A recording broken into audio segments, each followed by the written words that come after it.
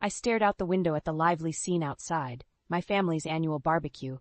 Kids chased each other around the yard, laughing and screaming, while adults clustered in groups, talking animatedly. I was supposed to be out there, mingling, enjoying myself. Instead, I felt a heaviness, an invisible chain holding me back. "Hey, Eve, you good?" My cousin Jess called from the doorway, her face scrunched with concern.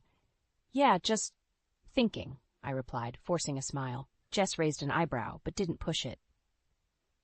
Inside, I felt every bit of my 32 years. Years spent battling my weight and self-esteem. I had always been the quiet girl, overweight but gifted in writing. I didn't fit in with the cheerleaders or the drama club. Back then, I dissolved into my stories where the heroines were always confident and beautiful, unlike the girl I saw in the mirror. Adam and I had been the talk of the town when we married. He was charming, handsome, and outgoing, everything I wasn't. People said we balanced each other out, but in reality he was just manipulative. Yet I held on, believing marriage was forever. Jess's voice snapped me back. "Come out when you're ready," she said softly before leaving. Minutes ticked by as I listened to the hum of happy conversations from outside. Finally, I sighed, squaring my shoulders. Enough hiding. As I walked out, I saw Jess entertaining the family with one of her jokes. I caught sight of Adam across the yard. Even from here, I could see the disinterest on his face, a stark contrast to his usual charm. He was engaged in a half-hearted chat with Uncle George, nodding mechanically. I approached, our eyes meeting for a brief, uncomfortable moment before he turned his attention back to George. Shadows of our once-perfect relationship haunted me. Later that evening, after everyone had left and the house was eerily quiet, Adam and I stood in the kitchen tidying up. "Adam," I started, unable to keep the tremor out of my voice. "What is it?" He replied without looking up, rinsing off a plate. "Can we talk?" He finally turned to face me, a mix of irritation and boredom etched on his features. "Sure. What now?" This was it. My heart pounded so loudly I was sure he could hear it. "Adam, what's been going on with us? You've been so distant." He chuckled, but it was devoid of warmth. "Oh, now you notice?" "Of course, I notice," I snapped. "I'm your wife, remember?" He sighed dramatically, drying his hands before looking me in the eyes. "Evelyn, you disgust me." The words hit like a punch to the gut. What are you saying? I'm done with this charade. There's someone else, someone worth my time, my effort. I'm leaving." He dropped the dish towel on the counter, the finality in his voice slicing through me. I stared at him, unable to form words. Memories of our life together flashed in my mind. Our wedding day, the night spent dreaming about our future, the promises. "Raise our child alone if you must," he added, his voice filled with disdain. "But I'm done." With that, he walked away, the echo of the door closing behind him reverberating through the hollow silence of the house. Tears welled up, but amidst the betrayal, a steely resolve began to form. I never imagined betrayal from the man I once called my husband. Why did it come to this? Reeling from the shock, I realized I could either wallow in despair or rise above. I clenched my fists. For me and my unborn child, I chose to rise. Back then, it had seemed perfect, almost idyllic. Adam was everything I thought I wanted. He was charismatic and flattering, especially in those early days. I could hardly believe it when he started showing interest in me. We met in a coffee shop where I spent afternoons writing. He was a regular, always with a kind word and a smile. One day, he just sat down across from me. "Mind if I join you?" I looked up from my laptop, surprised. "Oh, sure. I've noticed you here a lot. What are you working on?" "Evelyn, right?" he added before I could respond. My cheeks flushed. "Yes, Evelyn, and you are?" "Adam," he extended his hand, his eyes twinkling. "So, Evelyn, what's this masterpiece you're crafting?" "It's just a story," I muttered, feeling embarrassed. We talked for hours that day. He seemed genuinely interested in everything I said. For the first time in my life, I felt seen. And then his courtship began. Attentive, generous, and seemingly perfect. At our wedding, he held my hands and gazed into my eyes. "I promise to love and cherish you forever," he had said. I believed him. But the cracks were visible even then. They started small, like a tiny tear in fabric. I noticed his tendency to belittle small accomplishments. "You wrote another story today? That's cute, Eve, but when are you going to write something that matters?" His words stung, but I brushed them off. I was desperate to hold on to the dream. As the years passed, his charm turned sour. I remember one dinner party vividly. I had worked hard to prepare everything perfectly, eager to impress his colleagues. "Is the meat undercooked, or is it just me?" he teased in front of everyone. Laughter echoed around the table, but inside I crumbled. One night, about a year into our marriage, I confronted him. "Adam, why do you keep belittling me in front of others?" His eyes narrowed, and a cruel smile played at his lips. "Oh, come on, Evelyn. Stop being so sensitive. It's just a joke." "But it hurts," I insisted. He sighed, exasperated. "Fine, I'll try to be nicer. Happy now?" I nodded, but I knew deep down it wasn't over. Things took a darker turn when Melanie entered our lives. She was Adam's childhood friend, and her arrival was anything but subtle. She'd show up unannounced, a bottle of wine in hand, laughing too loudly, her eyes lingering on Adam a little too long. One evening, Melanie was over again. They were chatting in the living room while I busied myself in the kitchen. I could hear their laughter, and it made my skin crawl. After she left, I turned to Adam. "Why is Melanie here all the time?" He rolled his eyes. "She's my friend, Eve. Don't be so paranoid. Or are you just jealous?" "Jealous? No, but it's odd," I stated, folding my arms. "Believe what you want," he said dismissively. That's when I started seeing the full picture. Adam's attentiveness, his charm, it was all a charade. But now he had slipped, revealing the manipulative man he truly was. The final blow came one night when I overheard their whispered conversation. Hidden behind the door, my heart pounded in my chest as I listened. "She doesn't suspect a thing." Adam's voice was low and conspiratorial. "We'll be rid of her soon, Adam," Melanie replied, her tone sickeningly sweet. I burst in, unable to hold back. "What are you planning?" Adam's expression turned cold. "Oh, Evelyn, you really should learn when to keep quiet." The mask was off. He no longer hid his disdain. In that moment, standing in our living room, I realized the magnitude of his betrayal. He had never believed in me, never loved me. It was all a lie. And now I knew it was up to me to find the strength to face what was coming next. I stared at Melanie as she made herself comfortable on my couch. It was another unannounced visit. She fluttered around my living room, her energy filling the space like an unwelcome storm. I couldn't shake the feeling of dread that accompanied her presence. "So, Evelyn," Melanie began, her voice dripping with false sweetness, "how are things going with the baby? I hope Adam's helping out more." I forced a smile. "Things are fine, Melanie. Thanks for asking." Adam strolled in just then, a broad grin plastered on his face. "Hey, Mel. Great to see you again." I watched as they exchanged a look that made my stomach churn. My discomfort grew with each passing second. "Adam, can I talk to you in the kitchen for a moment?"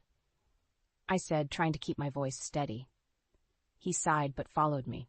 As soon as we were out of Melanie's earshot, I confronted him. "Adam, why is Melanie here all the time?" "She's just a friend, Evelyn," he said nonchalantly. "Why do you always assume the worst?" "Because she's overstepping," I replied, struggling to keep my voice low. "Just look at the way she's making herself at home." Adam rolled his eyes. "You're being paranoid. I invited her over. It's no big deal." "No big deal?" I echoed, feeling a surge of anger. "This is my home too, Adam." "Whatever, Evelyn." "Get over it," he said dismissively before walking back to the living room, leaving me standing alone, heart pounding with frustration. I returned to find Melanie giggling at something Adam had said. "Oh, Evelyn, you're back. We were just talking about the old days," she said, her eyes twinkling mischievously. I sat down, trying to maintain some composure. "That's nice." The evening dragged on, my unease growing with each passing minute. Finally, Melanie stood up, stretching like she owned the place. "Well, I should get going," she said, glancing at Adam. "Until next time." Adam walked her to the door, their laughter echoing through the hallway. As the door shut behind her, I turned to Adam with a determined look. "This needs to stop." He smirked. "You need to learn to relax. This jealousy is getting old." "It's not jealousy, Adam. It's about respect." "Respect?" he snorted. "You mean the respect you never earned?" I felt the sting of his words, but refused to back down. "You can't keep treating me like this. I can do whatever I want." He said coldly, "If you don't like it, you know where the door is." The finality of his words echoed in my mind long after he walked away. The next day, while Adam was at work, Melanie showed up again. "Hi, Evelyn. Just thought I'd drop by." Her intrusion made my blood boil. "Melanie, we need to talk." Sure, she said, flashing a Cheshire cat smile, settling on the couch like she owned it. Why are you here all the time? I demanded. Oh, Eve, no need to be hostile, she purred. Adam and I are just friends. I don't believe you. She leaned closer, her smile widening. You should. Or maybe you're just projecting your insecurities onto us.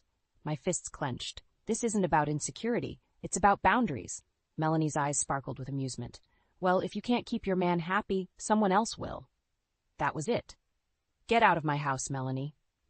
She stood slowly, tauntingly. Sure thing, Evelyn. But remember, Adam invited me. After she left, I vowed to confront Adam again that evening. When he arrived home, I met him at the door. We need to talk. Now.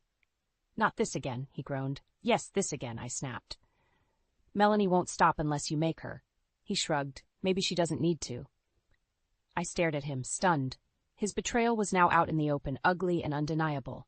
He wouldn't stop, and Melanie was more than willing to help him tear us apart. My path was clear. I had to reclaim my life, with or without him. I was in the kitchen, my hands trembling as I washed the dishes.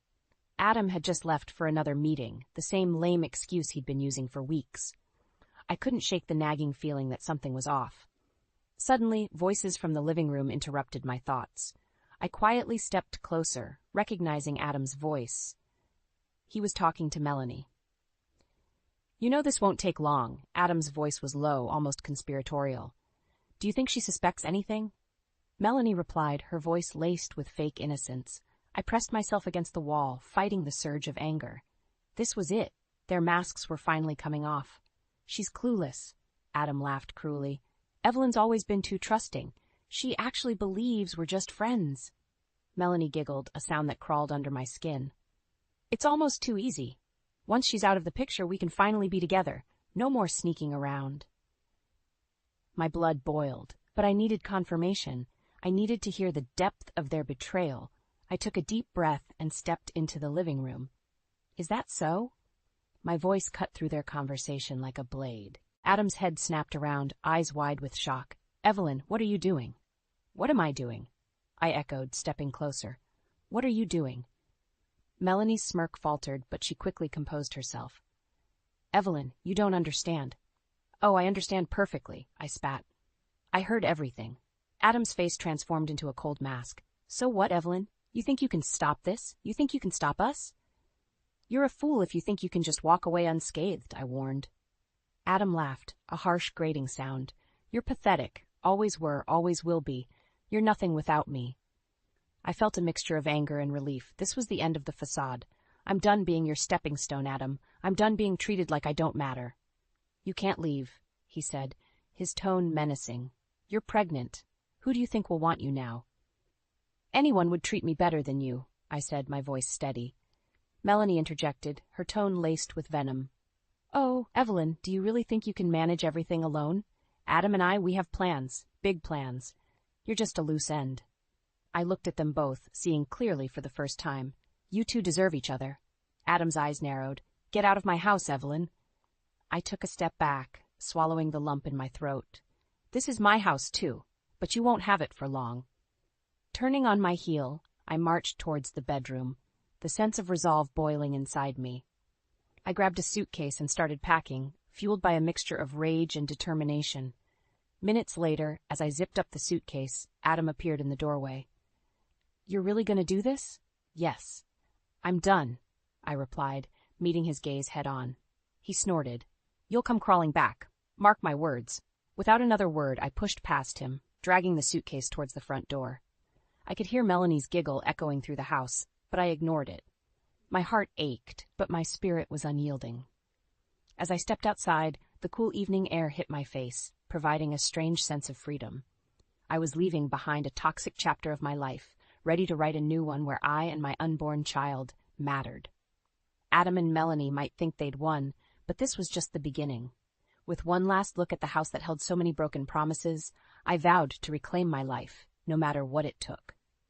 They had no idea the strength I was capable of. I stood outside Marcus's apartment, clutching my suitcase with a mixture of relief and uncertainty. When I called Marcus, my old friend from college, and told him I needed a place to stay, he didn't hesitate.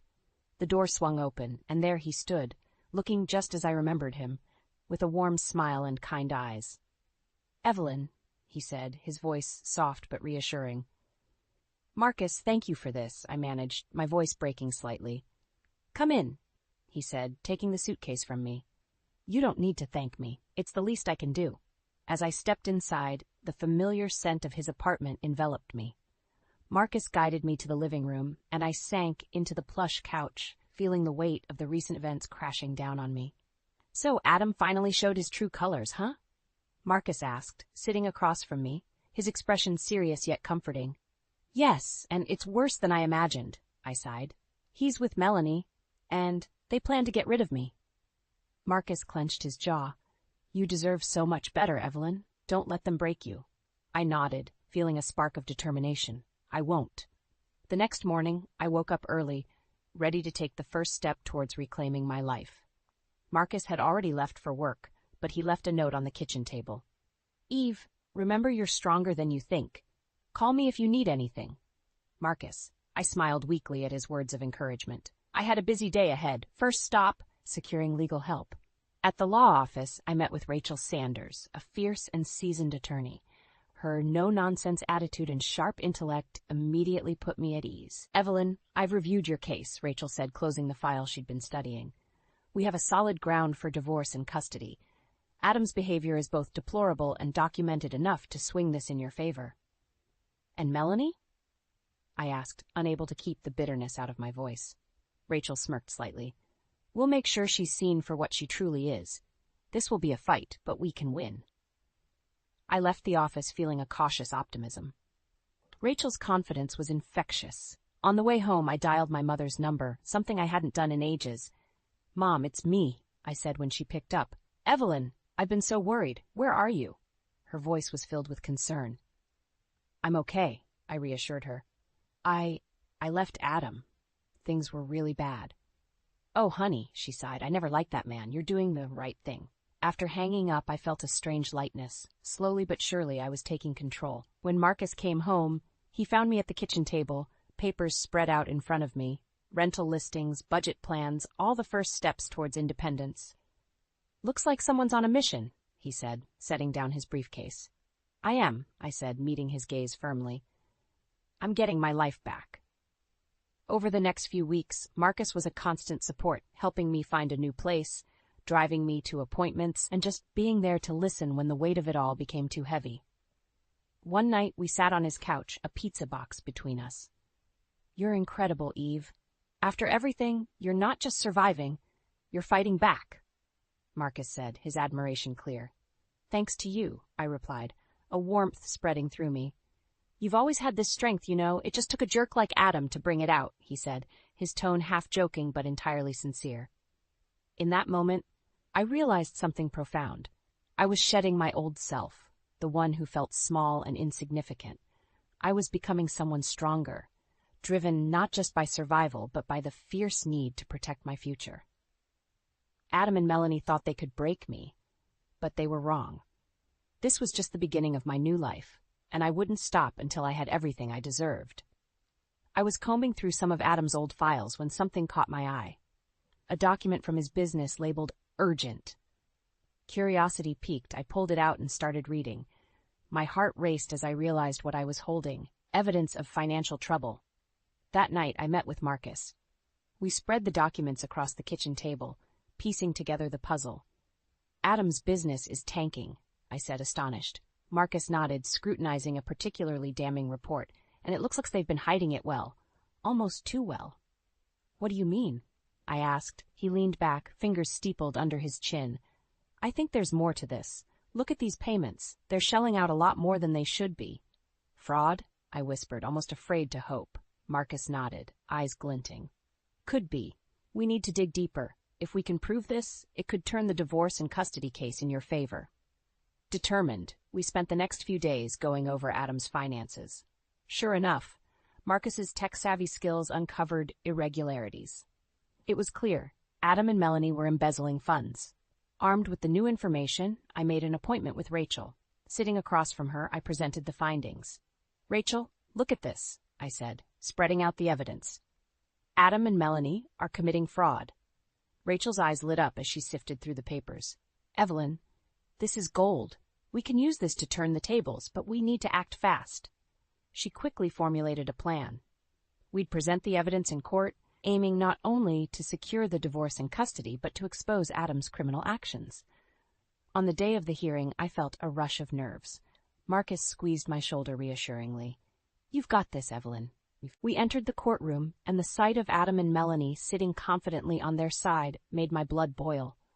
They had no idea what was coming. The judge, a stern woman named Judge Mary Stein, took her seat. "This is the case of Carter versus Carter. Are both parties present?" "Yes, Your Honor," Rachel said confidently, as Adam's lawyer echoed the same. Rachel took center stage. "Your Honor, we have irrefutable evidence that Mr. Carter and Ms. Jones have been committing financial fraud." Adam's smug expression faltered. Melanie's eyes widened. "What is this?"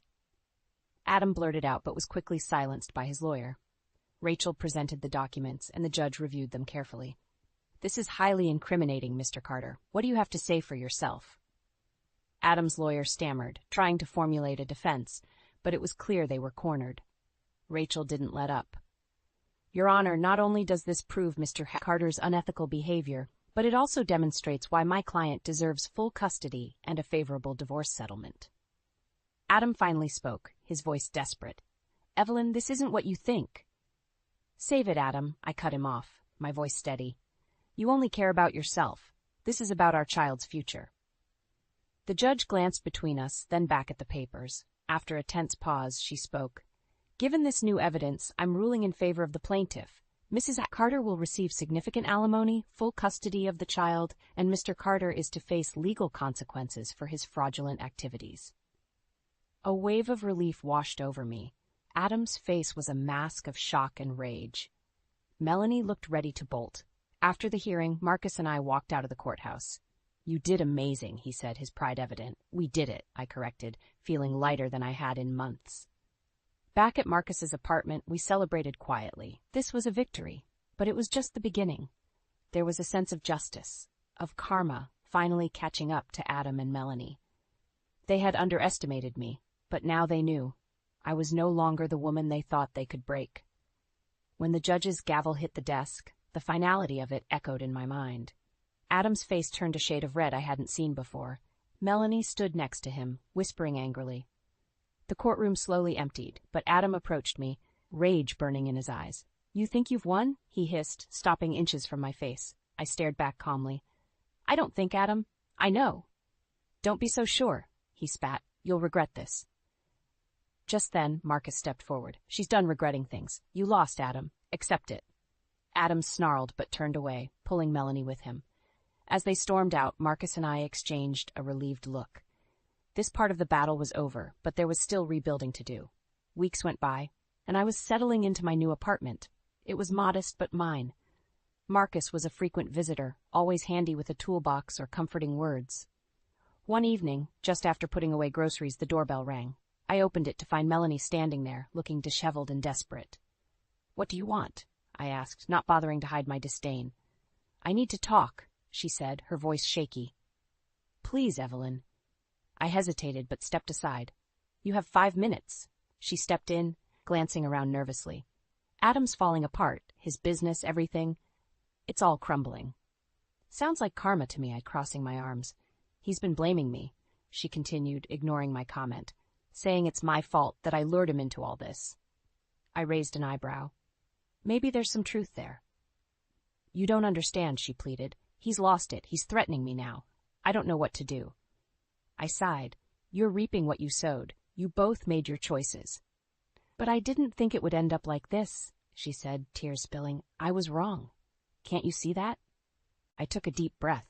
"The damage is done, Melanie. You hurt me in ways you can't even begin to understand, but I won't help you. You're on your own." She nodded, defeated. I had to try." As she left, closing the door behind her, Marcus emerged from the hallway. "Everything all right?" "Melanie," I said simply. "She's scared. Adam's turned on her." Marcus shook his head. "Typical. He's always been like that, only loyal to himself." "I just want this chapter closed," I said, sinking into the couch. "And it will be," Marcus assured me. "You're almost through it, Evelyn, just a little more." That night, I slept peacefully for the first time in months. The storm of Adam and Melanie was losing its power over me. Months later, the full reckoning came. Adam's fraudulent activities were more extensive than we initially discovered. He faced significant legal consequences. Marcus and I watched the news together, seeing Adam led away in handcuffs, his once smug face drawn and defeated. "Justice," I murmured. "It's about time," Marcus said, his hand finding mine. We turned the TV off and sat in comfortable silence. "Evelyn," Marcus began, breaking the stillness, "there's something I've been wanting to tell you." I looked at him, curiosity piqued. "What is it?" His eyes held a tenderness I hadn't seen before. "I care about you more than I've let on. I've been falling for you all over again, watching you rise from all this." I was silent for a moment, absorbing his words.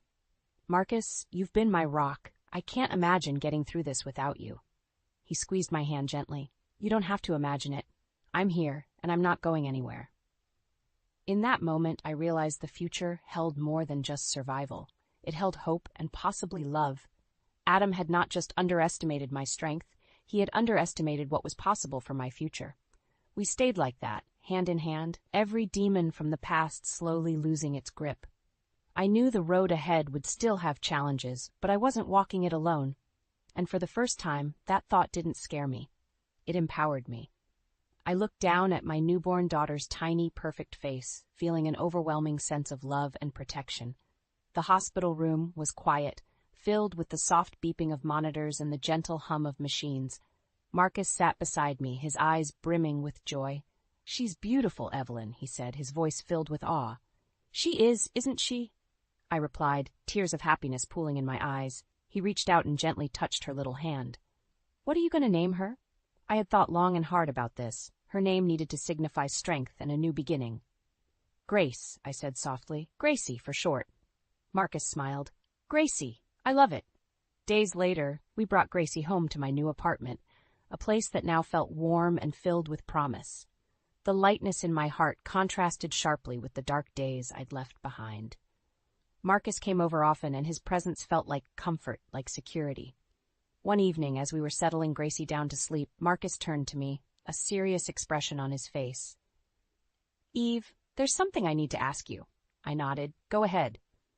He took a deep breath. "I've been thinking a lot about us, about Gracie. You know I love you, but I also want to do more than just support you. I want us to be a family." My heart raced. "Marcus, are you asking?" "Yes," he interrupted, a smile forming. "I'm asking if you'd consider taking our relationship to the next level, marriage." I was taken aback, but in the best way possible. "Marcus, I don't know what to say." "Say you'll think about it?" he asked, his eyes hopeful. I nodded. "Yes, of course, but know that I care about you deeply." Life gradually found a rhythm. I managed to secure alimony and full custody, thanks to Rachel's expertise. Adam's disgrace had become public, and he was serving time for fraud. I kept tabs on him only because it was necessary for Gracie's legal future, but otherwise he was a closed chapter. One evening, as Marcus and I were sharing a quiet dinner while Gracie slept, he brought up a topic I hadn't expected. "Evelyn, have you thought about writing again?" Truth be told, I hadn't allowed myself that luxury for a while. "I've been preoccupied." "Understandable," Marcus said. "But you're an amazing writer. You could tell your story. It might help others in similar situations." His words planted a seed, and the idea started to take root. The more I thought about it, the more it made sense. My journey, fraught with betrayal, pain, and ultimately triumph, could be a beacon for someone else navigating similar darkness. With Marcus's encouragement, I dusted off my laptop and started drafting. Late nights and moments snatched during Gracie's naps became my writing time. The words flowed, each sentence a cathartic release. Soon enough, my manuscript was complete. Marcus's tech connections helped me find a publisher. Months later, my book was on shelves, and the positive feedback was overwhelming. Messages from readers poured in, thanking me for sharing my story and giving them hope. One evening, after putting Gracie to bed, I sat with Marcus, watching the sunset from my apartment window. "You were right," I said, my voice soft. "Writing the book was the best thing I could have done." He smiled, his arm wrapping around my shoulders. "I never doubted you for a second." As the sun dipped below the horizon, casting a golden hue across the room, I realized something profound. Life would never be free of challenges, but it was also full of unexpected beauty and opportunities for redemption. I looked at Marcus, the man who had stood by me through the storm, and felt a sense of peace. The past had tried to break me, but it had only succeeded in making me stronger. In that quiet moment, watching the sun set on one chapter of my life and rise on another, I knew I had finally found something I never thought possible: true happiness. And this time, I wasn't letting go. The cheery graduation music clashed with the pit in my stomach as I watched Derek chuck down yet another glass of cheap champagne. He grinned ear to ear, slurring drunken congratulations to our grandson Mason. Something was off about his jovial demeanor. As the reception wound down, I offered to take Mason home, silently dreading the drive back to Derek's house. The place still reeked of my daughter-in-law Jenna's perfume, the sickly sweet smell of fakery. Mason passed out in the back seat before we even left the parking lot. In the rearview mirror, I caught Derek sauntering up behind a group of his sleazy poker buddies, their laughter carrying across the windswept lot. "Can you believe that ditz finally did me a favor and took off?" Derek's words knocked the air from my lungs. "Just think of all the insurance money I'll rake in." The guys roared with laughter, pounding Derek's back like he'd just been crowned king. My hands gripped the wheel as flashes of memories assaulted me. Jenna's trembling smile barely concealing her silent tears, the scribbled note tucked in her journal hidden in the attic. "If you're reading this, Derek has finally gone too far." In that moment, my suspicions solidified into a grotesque reality. The monster I'd watched my daughter fall for, blinded by young lust and his empty promises, had somehow won. Jenna was gone, or worse, all for Derek's greed. The engine revved as I tore out of the lot, Mason jolting awake next to me. "Wow, Grandma, what's the rush?" I steadied my shaking voice, speaking the half-truth I'd been rehearsing for weeks. "Nothing, honey. I just really need to get home." That night, after tucking Mason into the guest room, I pulled out the secret box I'd been stashing in the attic ventilator. Jenna's meager collection of belongings, all that remained of my daughter-in-law's shattered life. Her tattered journal landed in my lap with a thud, my fingers tracing the indentation where her last words were scratched in frantic desperation. "If you're reading this, Derek has finally gone too far. Keep this safe, and keep an eye on Mason." The implications choked me. How long had she suspected Derek's malice? What hell had she been enduring while we all blissfully looked the other way? Hot tears streamed down my cheeks. No more. I swiped them away, my jaw clenching in resolve. Derek's monstrous arrogance had handed me all the evidence I needed. It was time to strike. Over the next few weeks, I watched Derek with hawkish scrutiny. His exuberant spending and boisterous laughter raised eyebrows all over town. New Italian suits, a sports car in cherry red, reservations at the ritziest steakhouses. Living it up since the deadweight ditched him, his vile friends would snicker over bourbon and cigars. I clenched my fists until my nails dug crescents into my palms.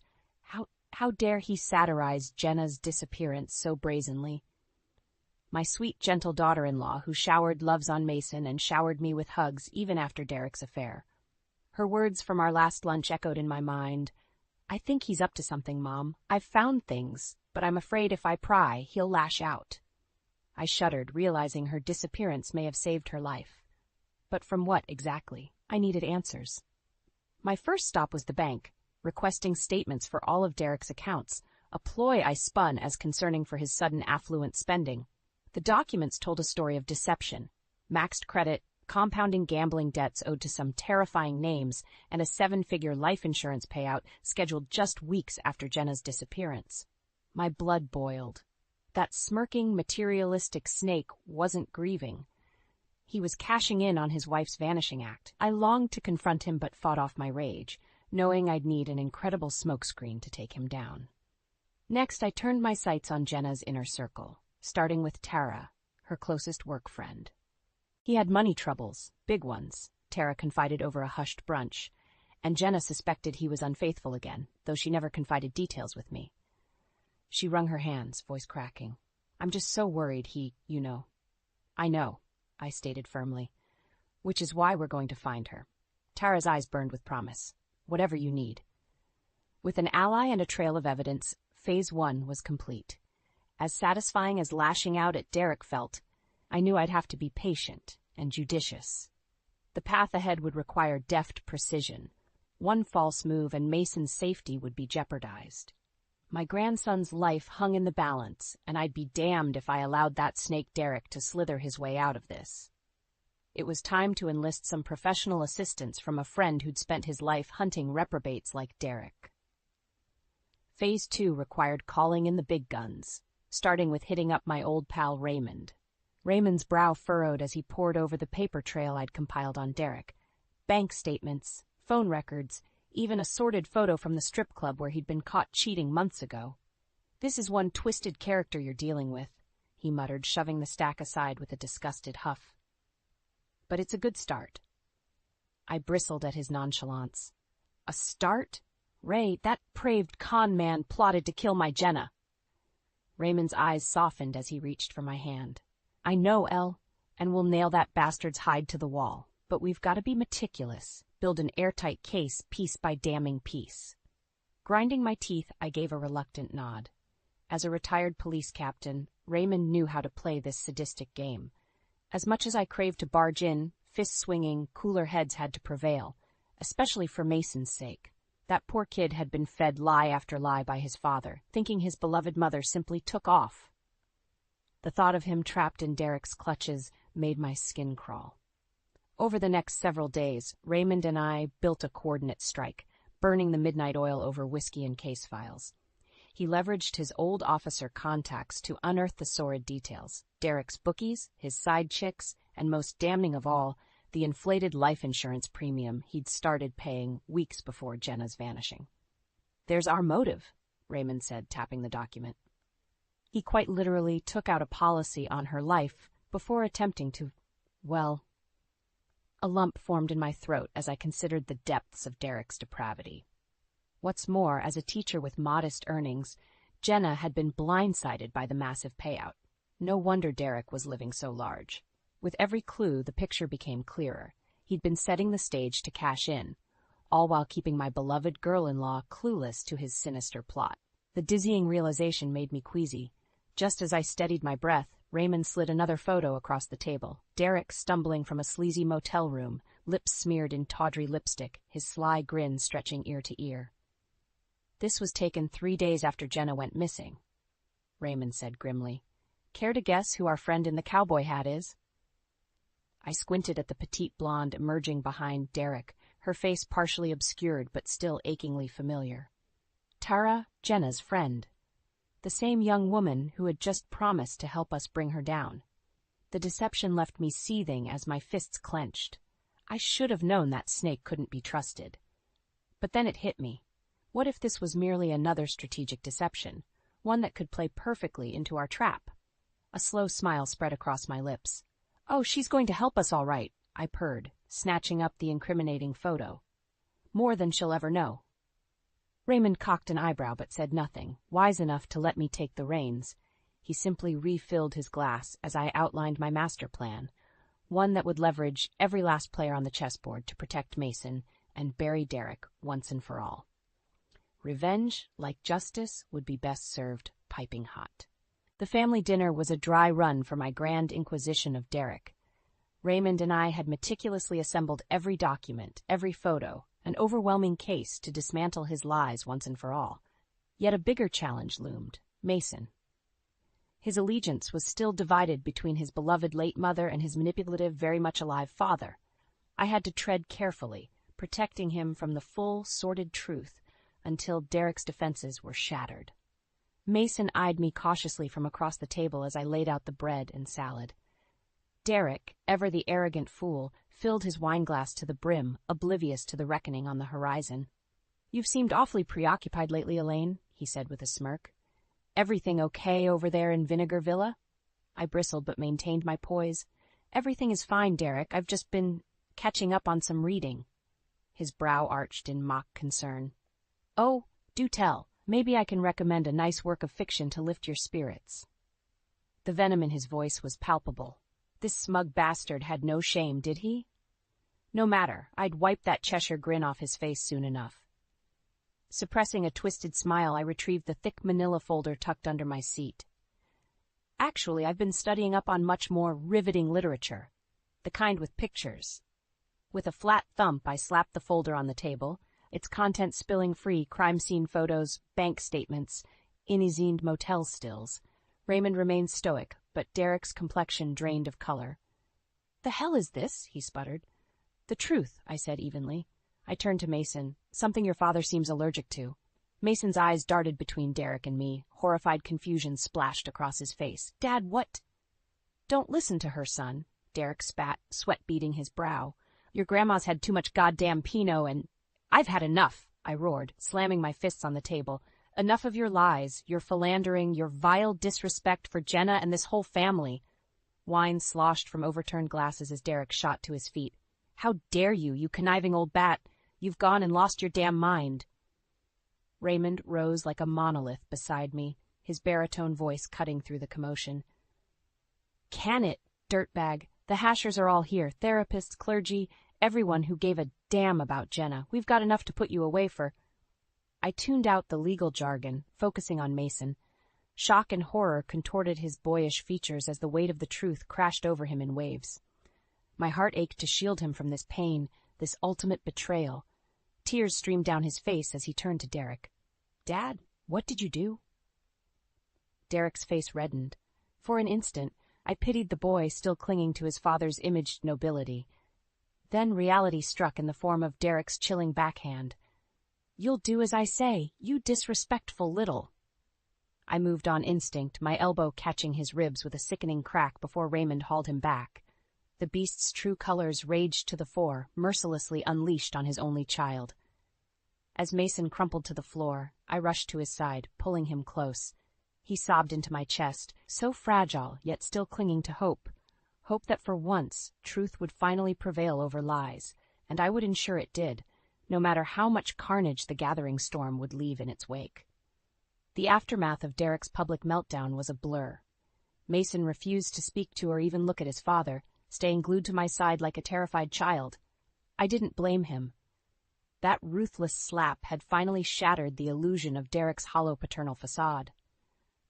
As for Derek himself, he ricocheted between blustering threats and sniveling pleas as Raymond's cop buddies hauled him away on suspicion of domestic violence. Of course, it was merely the tip of the iceberg, but an important first step to strip away his freedom and his cockiness. "I want that smug prick to feel the walls closing in from every angle," Raymond assured me later that evening over straight whiskeys. We'd reassembled at his place to regroup, poring over the meticulously assembled case files and devising our multi-pronged attack strategy. With Derek safely tucked away, we could accelerate our efforts without him slithering free. "First order of business is protecting Mason," I said, jaw clenched. "He's not going anywhere near that snake again until the venom's been completely extracted." Raymond nodded grimly. "Agreed. We'll get emergency custody pushed through so he's fully in your care. Judges will side with us, especially after that sick display." "Good." I drained my glass, relishing the slow burn at the back of my throat. "Because the bastard crossed the final line when he struck that boy. Everything from here on out is scorched earth." For the next several hours, we assembled our chess pieces. Anonymous tips firing off to the police about Derek's illicit gambling, shady business dealings, and possible crimes against Jenna. A meticulous forensic audit to freeze every last penny of his assets, smokescreen transactions designed to panic him into revealing his hand. Finally, we formed the centerpiece, a meticulously planned sting operation to catch Derek red-handed in the midst of his next infidelity. This one to be captured on video and splashed across every social media feed in town. I grinned wolfishly as Raymond outlined the tech specs: special lenses and ultra-encrypted streaming links primed to broadcast Derek's lies and lechery to a hand-picked audience of influential friends, employers, anyone who could maximize his public flaming. He'll be so disgraced, so hamstrung by looming charges, that rolling over and confessing everything will be his only chance to try saving face. Raymond purred, clearly relishing the intricacies of our ornate takedown. I simply nodded, adrenaline thrumming through my veins as visions of Derek's unraveling danced before me. He deserved far worse than a fractured reputation or quelched finances.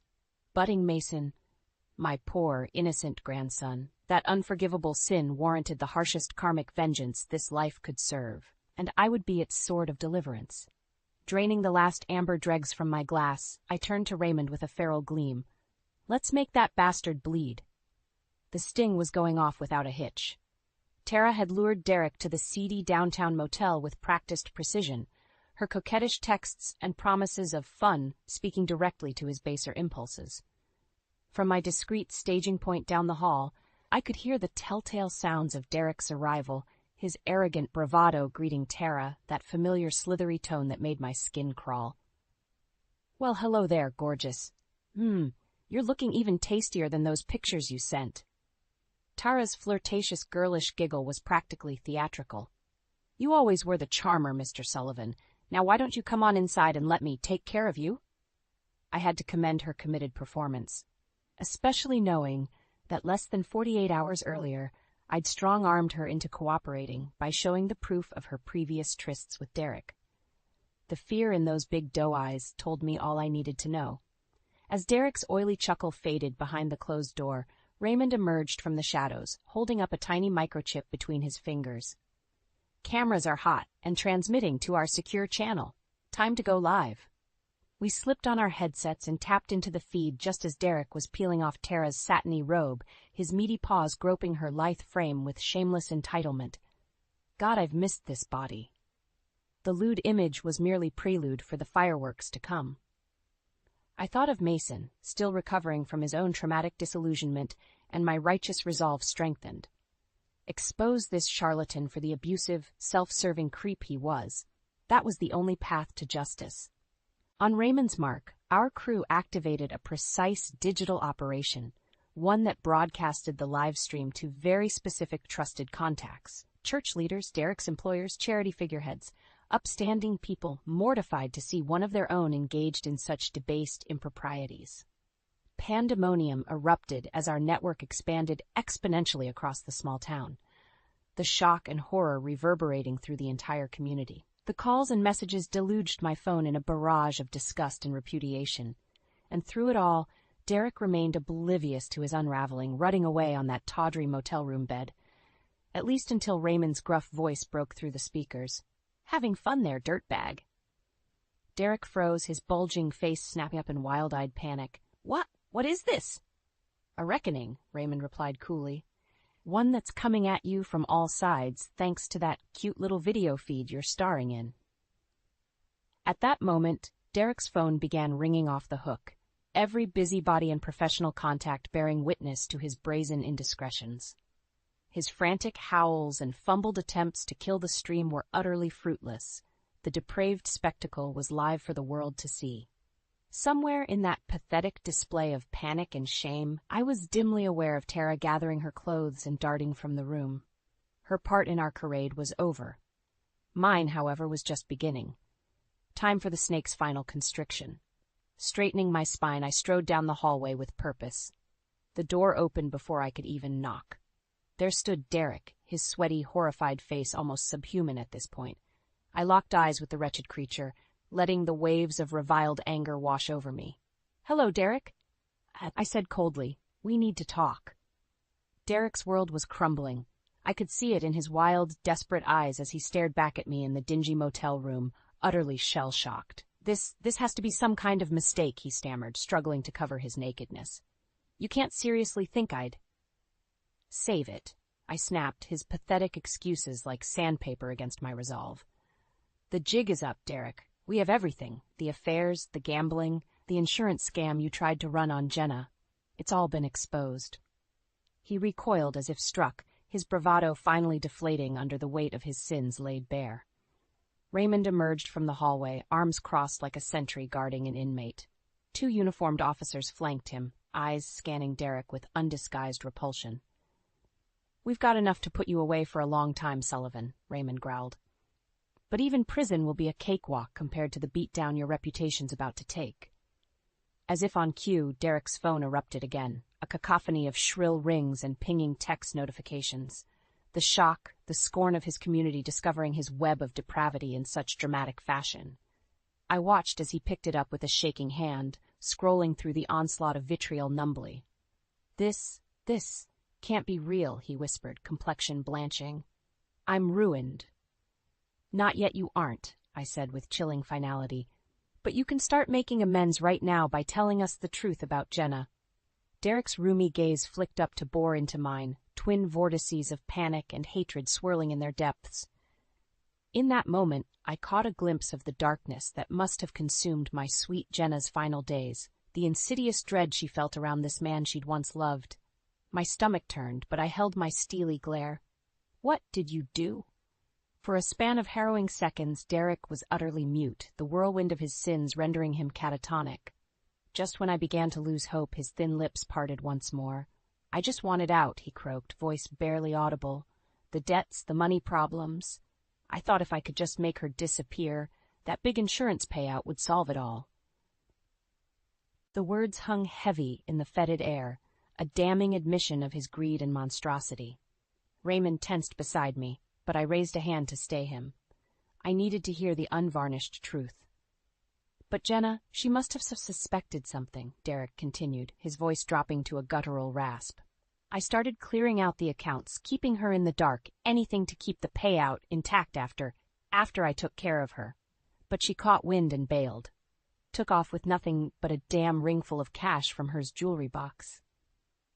My heart clenched as hatred bubbled through me like acidic bile. This whole sordid nightmare, every agonizing uncertainty Jenna must have endured in those final weeks, all because her husband craved an easier life. I wanted to unleash a scream, a torrent of sadistic punches, anything to absolve this rage. But I stayed my hand, letting the icy silence eviscerate Derek's soul. Because in this moment, I realized my revenge was complete. He was already in hell, forged of the very lies and betrayal he'd callously inflicted on everyone around him. The stain of his sins would never wash off. So as the police closed in, wrenching his arms behind his back, I simply watched in hollow triumph. No satisfaction, no feeling of release. The monster's secret was out, his freedom forfeit. But at what cost had this justice come? The question haunted me, as Derek was hauled away in disgrace. At last, the search for Jenna could begin in earnest. I only prayed that this nightmare's ending would allow for a shred of healing to take root. The call came just after midnight, Raymond's gruff voice crackling through the line with a mixture of elation and sheer disbelief. We found her, Elaine. Jenna's alive. My legs buckled as the words washed over me, equal parts rapture and terror paralyzing my every nerve. After weeks of feverish searching, haunted by visions of her scared face from that hidden attic journal, she was out there somewhere, safe. Raymond relayed the details. An anonymous tip from a diner waitress in Santa Fe who recognized Jenna's photo from the news broadcasts. Apparently she'd been serving there under an assumed name, laying low as a refugee from her own life. Relief and rage churned through me in sickening waves. While Derek rotted in jail awaiting trial, my poor girl had spent months as a fractured ghost, severed from her loved ones by the man who vowed to honor and protect her. But she was safe. That mantra alone propelled my shaking feet into action, every maternal instinct roaring to reunite with my unsung warrior. The airport's fluorescent lights stung my weary eyes, but I blinked past their glare, scanning every haggard face passing through customs. At last a familiar figure emerged, chocolate ringlets framing her hollow cheeks, her slender frame seeming to hunch under an immense invisible weight. "Mom?"